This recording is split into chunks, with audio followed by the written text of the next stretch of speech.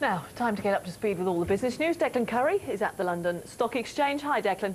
Hello, you two. Good morning, everyone. We're focusing in on news that from today, owners of empty shops, offices and factories face a big rise in their rates bill. They'll have to pay the full rates bill if the office or shop is still empty after 3 months, or if the factory or warehouse is still empty after 6 months. At the minute, they currently get discounts of up to 100% on rates bills if the properties remain empty. Well, Andrew Teacher's with me. He's from the British Property Federation. Andrew, good morning to you. Now, the government says this puts empty properties back into use because making you pay the full rates for the property gives you an incentive to get in a tenant.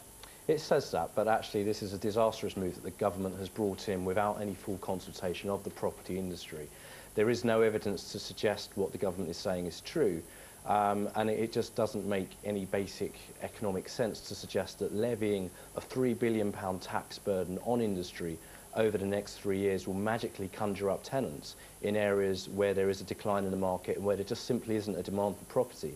This isn't about property owners, whether they're big businesses or small businesses, willingly withholding property or willingly keeping it empty. That's in no one's interest. Well, you say there isn't a demand for property in these places, but you could counter your argument by saying that there isn't an availability of affordable property because property owners have kept rents high.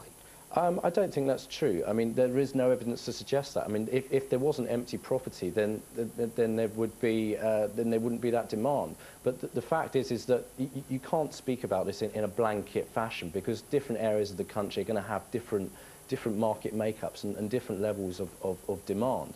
But just the point is that putting a £3 billion burden on an industry at a time where the market is in this kind of period of flux that we're looking at, it's not a way to increase affordability. It's not a way to increase availability.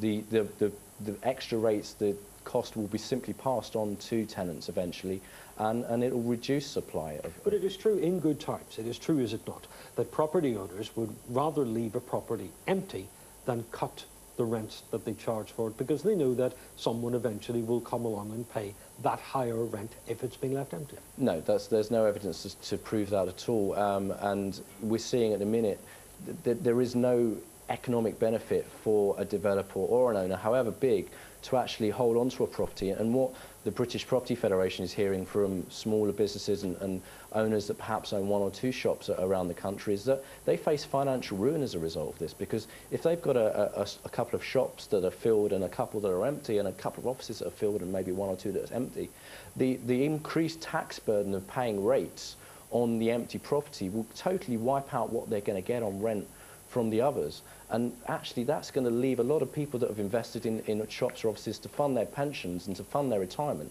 It's going to leave them penniless, and is that really right?